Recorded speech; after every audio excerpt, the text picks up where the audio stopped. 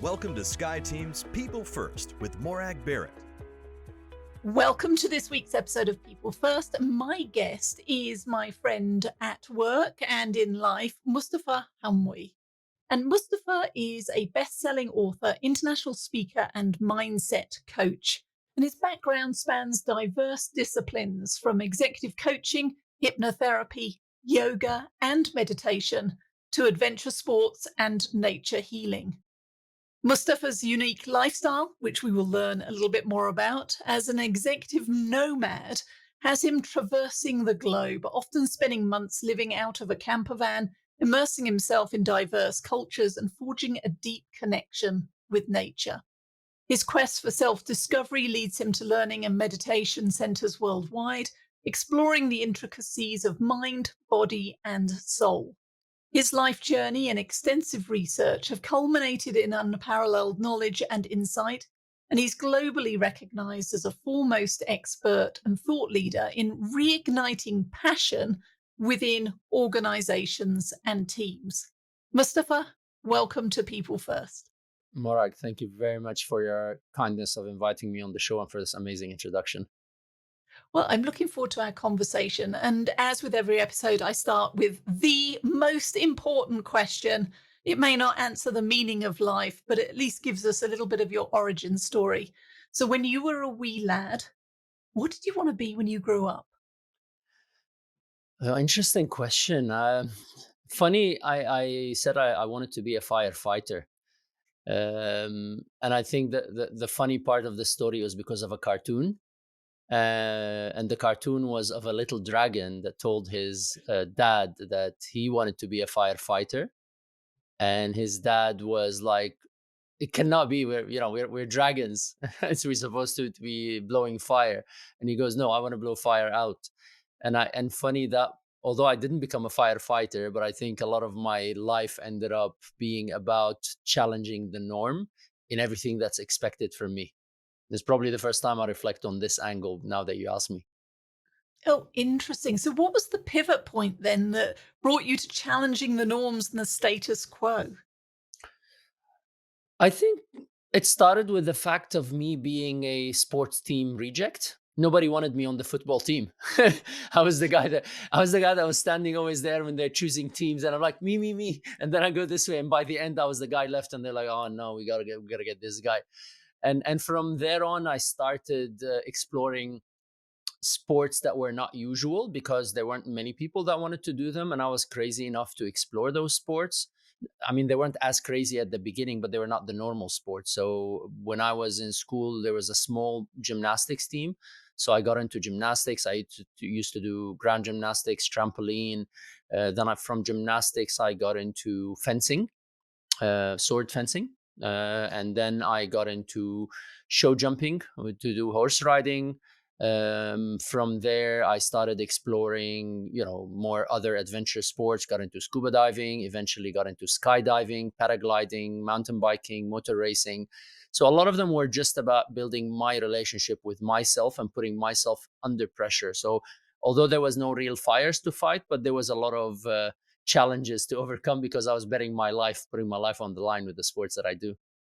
I love it. So I know one of the things that I shared in the introduction, but you're focused on is reigniting passion with the leaders that you work with around the world. And you've coined the phrase passionpreneur. Did I get that right? Yeah. Passionpreneur. Yeah. So tell us more about passionpreneur and what that means. The passionpreneur conversation came. Actually, I'm going to rewind a couple of steps, if you don't mind, to tell you the background story of how I got into the passion conversation and then how passionpreneur evolved. So the passion conversation, I started my career in Dubai around 2000 doing public relations. Eventually, I started handling the public relations for Nokia in the Middle East, along other brands. I think we're at least listeners of this show would be old enough to remember what Nokia is. It's a phone. It's one of the leading mobile phone companies in the world. And what had happened is through that, I got exposed to all the concerts, nightlife, and events because Nokia was the biggest budget holder at that time. It was one of the most successful companies, and I became the most popular guy in Dubai. I had tickets to every single concert, party, backstage access. I started throwing parties, and all my parties became bigger and crazier. And eventually I quit the company and opened up my own business. Took an events business from 4 people to 45 people, multi-million dollar turnover in a few years. My life only got crazier because by then I opened a modeling agency on top of the events agency, and I had my partners opened up the Cavalli Club, which is one of the top nightclubs, was in Dubai at that time. A few other ventures, which sound very fun for somebody in their 20s. But eventually, one day I woke up and I felt so depressed. Having, I'm drinking, smoking, antidepressants, sleeping pills, all the messy stuff that nobody knows on the outside. Hmm. And I woke up feeling so empty on the inside. I was really feeling every day I'm just drinking myself into sleep and partying myself into sleep, but I just something is wrong inside me. And I woke up one day and I'm like, nah, none of this is working for me. And I bought a one-way ticket to India. And that was 2012. 2012, I had a long journey that by itself needs a long interview, but the highlight of that journey was meeting a Swami, or a guru, that had been meditating in caves for 13 years. And throughout my interactions with him, I really realized that what I'm lacking in life is passion and purpose, true meaning of for what I'm doing. And I met my guru in Manali, sorry, and Manali in India. And when I came back to Dubai, I started delivering inspirational talks called Cavalli to Manali, my story going from the nightlife into Manali, where I met my guru. And I did that just for sharing, for sharing my story with people. And random people would walk up to me and go, "Hey, you're that speaker guy. You changed my life." And that was kind of an aha moment for me, because I was like, that's what I'm seeking. I'm seeking passion and purpose. I'm seeking meaning. I'm seeking to have impact on people's life, and I can do it through speaking and coaching. And this is how I got into the topic of passion. And over time, I started my talk show, which was called Passion Sundays. Back at that time, I've done about 160 face to face. I did none of the video. My decisions, I wanted to do old school with a camera, face to face with people. And then I got known to be Mr. Passion, or the passion guy, because I literally, for a couple of years, I asked one question to everybody I talked to. What does passion mean? How do you bring passion to life? How do you find passion when times are tough? And eventually, the national newspaper in Dubai ended up doing a feature about me. And they said, the Syrian who lost everything and became a passionpreneur. And that's how the passionpreneur conversation came up. And it was funny because one client came to me asking me to coach them. And I asked, so what would you want me to coach you on? He said, I want to be rich and famous. I'm like, that's not why I got into this. I was in a different business that was about being rich and famous. I didn't get into this for that, but I cannot deny that that person was an entrepreneur. So I cannot not call them an entrepreneur. So this is what I'm like, I want entrepreneurs of passion and purpose. And this is where the word came up, which is the passionpreneur. So it's interesting, because if I think about the leaders that I work with, many would say that they've lost their passion. Many would say they have yet to find their passion. And yet all would say they wish they had a passion and purpose. So why do people struggle to articulate or identify their passion and purpose, or even to hold on to it? Beautiful question, Morag. I think let's one thing I learned from my dear friend and mentor and coach, Ron Kaufman. He was one of the world's top, if not number one, customer service expert. In his book, Up Your Service, the first thing he does, he actually defines what service means. So I've learned that before we have any debate or conversation, we have to make sure there's a common understanding of the terminology. And what I realized at the beginning of my career, that searching on the topic of passion, that passion is not defined well. Passion is like love. What does that mean? When you tell somebody I love you, does that mean I love you for tonight? I love you because you serve my purpose. I love you because I'm benefiting from you. What does that mean? It's a very big word. And love is that, and passion is the same. So passion, when I looked up the dictionary definition, it meant any powerful or compelling feeling, which naturally means doing what you love. And that's what most people start operating from. I lose my passion because I'm not doing what I love, or I lost my feeling for what I love. And then I was interviewing Brian Tracy, and he said to me, you're never going to be passionate about something that you are not good at. And I'm Hmm. like, makes sense, because if I want to be a singer and I get on stage and I'm sounding like a goat every time I sing, people are going to boo me, throw tomatoes at me, and I'm going to lose my passion. So I have to then keep working at it till I get good at it, and that becomes, passion. So the definition evolved from doing what you love into doing what you love and what you're good at. And then along the way, I was interviewing Ron Kaufman, who's world's leading authority on corporate culture, Thinker 50, and he said to me, "Be careful, because the wrong kind of passion can hurt the world." And I'm like, "What do you mean wrong kind of Hmm. passion? I'm Mr. Passion. I've been doing this for a few years, and there is no wrong passion. All passion is good." He goes, "Really? Think about Hitler. He was doing what he loved, and he was good at it, but it was not good for the world." And then the definition evolved to be, the passion is doing what you love, what you're good at, and is of value to the world, because passion is purpose. So then there was the purpose element that came into that. I was doing that for a while, going, delivering inspirational talks and workshops around passion, helping people reignite passion. And I come back into the company after a few months and, "Hey guys, how's passion?" And they go, "Passion, I'm like, "No, that doesn't work. Then it's not passion, because then it means I'm just doing motivation, which is just momentarily, carrot at the end of a stick." Um, and I realized that there's a missing element in the definition of passion, and that element came to me from the story of me handling Nokia for a while, where Nokia was the number one, doing what they love, what Hmm. they good at, and is of value to the world. But then they were overtaken by BlackBerry, then overtaken by Apple, which was overtaken by a bit of Android, and then we've got wearables now. So what happened at the end of that is, I'm like, passion is about consistency.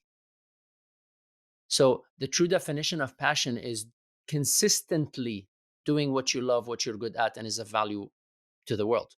If it is not consistent, then I would not call it passion. I would say it's something else. It could be a hobby. It could be somewhere in between a hobby and a profession. So Americans call it pro-am. You've got all these pro-am sports Hmm. players that are somewhere in between. They're not full, but they're not just an amateur. So that could be a hobby, which is nothing wrong with it. I mean, you gotta get good at what you do and what you love so much, but you gotta keep at it, keep at it, keep at it, until one day you make it into a profession. So you go from something that you're professional at to make your passion a profession. So now looping back to your question about leaders that lose their passion, it is very normal in life to everything in life is cyclical. Nothing, we expect life to be a straight line, success to be a straight line or a straight line up. Reality, we see it in everything. That straight line, when you zoom in, has a lot of curves and peaks and Hmm. dips along the way. So when we go to the dips along the way, we really need to stop and recalibrate and realign. And sometimes that means a diversion. That means that, okay, whatever we thought was our passion has proven not to be our passion. And then that might mean we need to make a total transformation, which was my case. I thought my passion, because I didn't know any better, I thought my passion was the party and the nightlife and the show off businesses and so on, until that led me to that dip, which then made me dive deeper and dig deeper to find a deeper answer, which then led me to find more of my true passion. And then that went up again. But that meant a total transformation in my life, from nightlife, events, partying, into whatever I'm doing now. And that along the way requires a few other things also, like healing past trauma and past conditioning, and mastering our mindset, which is what led me to this book. And I'll give you a reason why this is very important. Along the way, when I was working on passion, one gentleman flew me specially to work with his kid who was just about to graduate school, and that kid was a genius on food. Like he Hmm. cooked a meal for us, and as I'm eating, he looked at me, he goes, "You like this? You didn't like that?" I'm like, "How do you know? I even didn't tell you anything." He goes, "I could see a little squint under your eye." This is how in tune he was with the food that he's creating. His dad was like, "Over my dead body, my son works in a kitchen." So imagine, no matter what I do with this person, he's not going to pursue that passion, because there's a contradiction of my aspiration to make my dad proud of me and my family and my culture. And he will bury that, put a cement over it, build a building Hmm. over it, maybe become a CEO one day.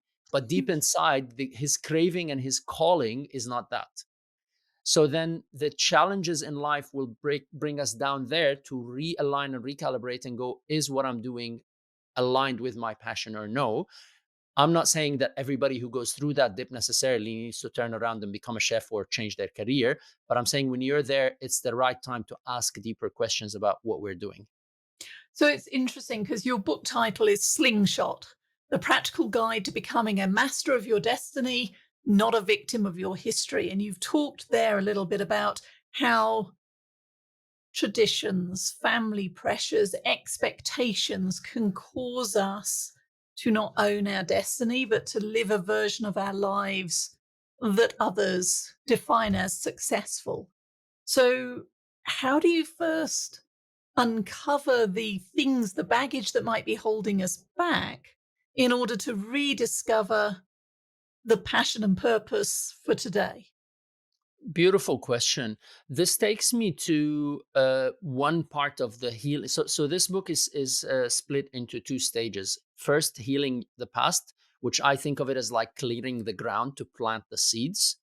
And then the later stage is the mindset mastery. So you can continue on the journey once you've decided what is your true passion. So think of this slingshot as an augment to the Live Passionately, my first book. So you need first to do the healing part.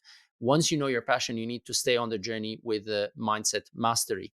Now, with that, for us to be able to discuss to stay on track, we have to identify our top values per se, and understand how what we're doing today aligns with those values. And back to your question about what a leader, sometimes might feel doesn't align with them, we really got to ask ourselves questions about what prejudices we have and where they came from. So if we start looking, there are three types of prejudices. Prejudices that we have that are bigger picture, so they are about the world. So the world is fair, the world is not fair.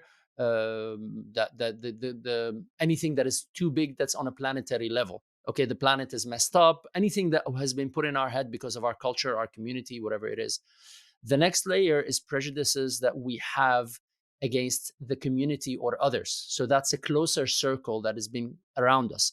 I cannot do this because I'm of this tribe or of this clan or of this culture. I cannot do this because I'm an Arab. I cannot do this because I'm an English. I cannot do this because I'm American. Oh, Aussies don't do that. We all have those tribal affiliations. And then there's prejudices that we have because of us. So I cannot do this because I'm a man. I cannot do this because I'm a woman. Yeah, I cannot be in the kitchen because I cannot. And those are layered on top of each other. And we really got to first put a list of those things and go, okay, what prejudice do I have against that specific career or job or whatever, if it's truly my passion? I'll take that example of the kid who wanted to become a chef. Then if at a certain stage I'll be working with him and he discovered that that's a prejudice, the next question is, how can I do it better? I learned a beautiful term while I was doing some consulting work. The consulting industry has a term called decouple. That was beautiful for me, not a native English Mhm, speaker, to learn that word. I'm like, interesting word, because we treat everything as one bulk. But when we mhm. take it and decouple it, we're not throwing it all away. It's not an all yes and an all no. When we dismantle that and decouple it, we go, okay, this is okay to hold on to because it's an important value, but this is not useful. How can I replace that part? So then in the book, we do an exercise. You go, okay, the prejudice that I have is XYZ. The answer, the next point is, how do I do it better? How can I be better? Why can I be better? Why can a man be good at being a chef against all the norms? And when I started working with that kid, his dad wasn't very happy. But I said, listen, you didn't pay me to do what you want. You paid me to help your kid find his answer. We started working and going, okay, let's research the most famous chefs around the world. Statistically speaking, it was more at that time, it was more men than women talking about commercial chefs. So funny, the prejudice of the father was related to the home, not to the career as an industry. And if you look at somebody like Gordon Ramsay, I can't remember the number now, but he's Mhm, talking hundreds of millions of dollars, mhm. famous TV. So money wise, celebrity wise, everything. And I'm sure that guy's dad would be proud if he made it as famous as Gordon Ramsay. So all it is, it's about reframing and making mental shifts. But we cannot do that if we don't have the courage, using Dr. Marshall's terminology, courage, humility, and discipline. If we don't have the courage to face the mirror and ask that question, and the humility to put hands up and say, listen, I need somebody to help me to get over that. And that's really what we do in one of the exercises in the book. See, what I liked about that, though, is you're looking at both domains, my internal baggage and how I might be self-selecting myself out, I'll never be good at, and reframing it as, well, what are the baby steps? How do I learn to grow those skills or fill that passion bucket in a different way? But then also looking at that external conditioning, and then how do you reposition that conversation so that others can be your allies in our language and have your back and help you to realize those dreams? 100%. I think we put too much pressure on the internal, which is also not realistic. Context changes everything. I think Dr. Marshall's book Triggers talks about that. We talk too much about the mindset and the go, and that's part of why I got into part of writing the Slingshot. But I'll give you an example of context. If I tell you there's a red Indian with feathers standing in the street, would you say that looks weird or out of context? Depends on which street it is. Thank you very much. Typically, people jump into the conclusion and go, yeah, of course. I'd say, hold on. What if I told you there's a man wearing a suit standing in the middle of a street surrounded by red Indian tents, and that next to that guy who's actually looking weird? The guy in the suit will look weird because he's out of context. We forget and we take context for granted, and that puts more pressure on our mindset. And this is part of the struggle that I had earlier on in my pursuit of my passion and purpose, because early on in a lot of the coaching methodologies and life coaching and executive coaching, back in the days, it was all about the go mentality. It's like you go, you can do it yourself. It's triple A character. You can do it. You make your own destiny. Forget about circumstances. And that's not realistic, because that burns people out. And I burned out being coached along the way of going, no, forget about your excuses. Just go. And there was a point I cannot deny what was happening inside me. I'm like, dude, I'm Mhm. doing my best. I'm 110% in. I'm doing my 16 hours. I'm doing all my work. I'm doing all my exercises, but something inside me is holding me back. It's like I run, and then get snapped back by a rubber band. So I'm making only incremental progress, and then I lose one step forward, two steps back. And this is when I ended up diving into the healing world. So I left, I'm like, no, there's something inside me I need to deal with. I went to the other side of the equation, and in the healing world, it was like digging a hole. The more I dug, the deeper I got. And then I come out of every workshop twice as broken, because I go in thinking I have one problem to solve. I solve that problem and uncover 5 other problems. And then I keep digging deeper and deep. And the more I dug, the deeper I got. And there's an inherent benefit to some of, and I'm a bit critical. I know a lot of people might not like me for this, but there's a lot of inherent benefit to a lot of the very commercialized version of the self-help industry, because I say the only one that makes money in a gold rush is a shovel company.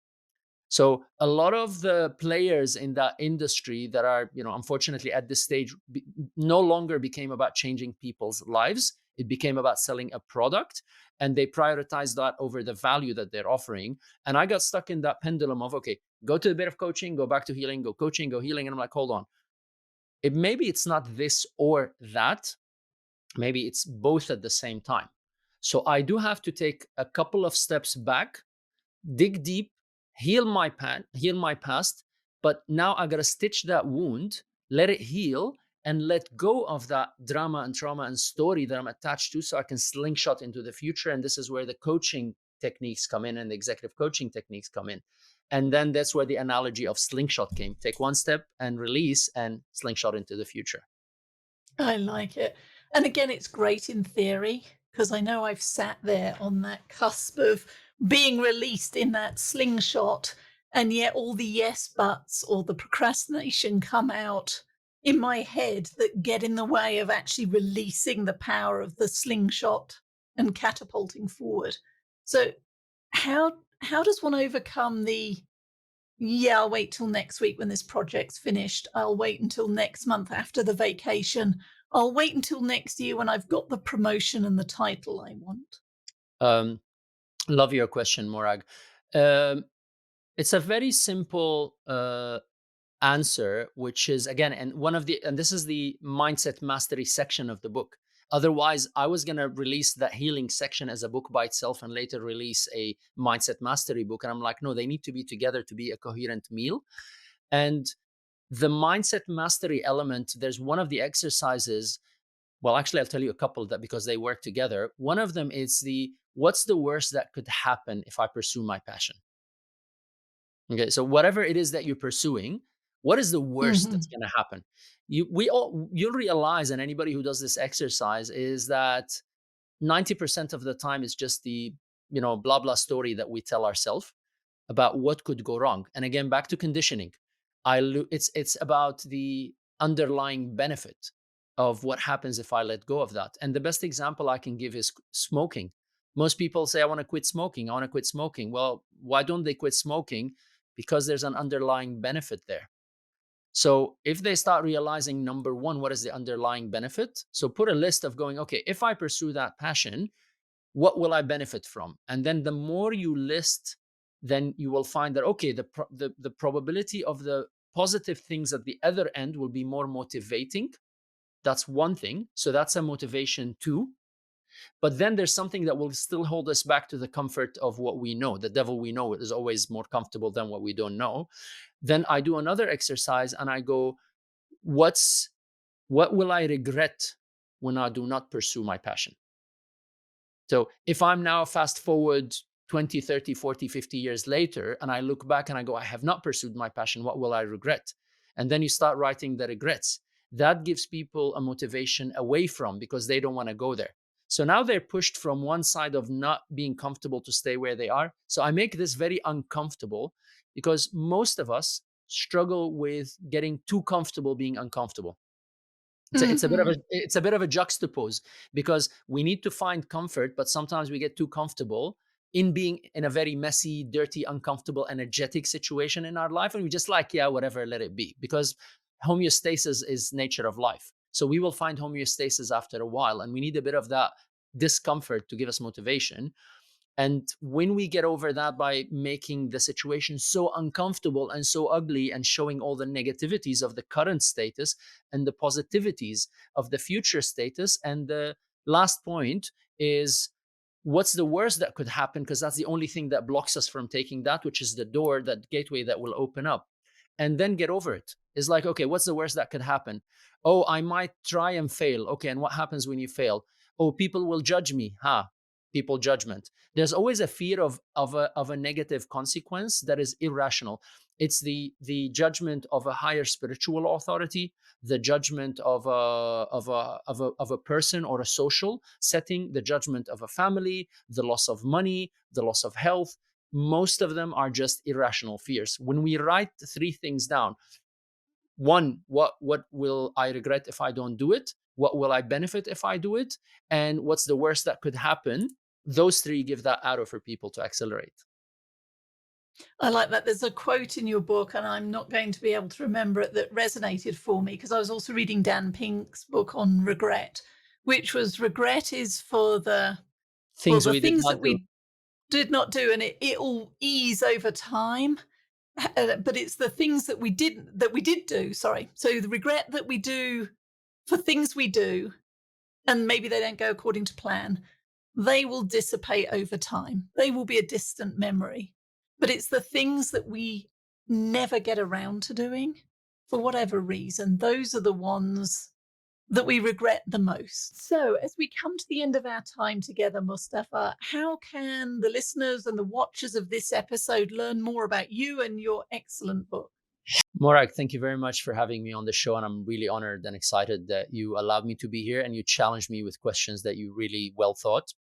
As a thanks to you and to your listeners, I would love to give everyone listening to this free access to an e-copy of my book and my previous two books also, and a lot of other bonuses, including specially designed meditation and inspirational posters and so on.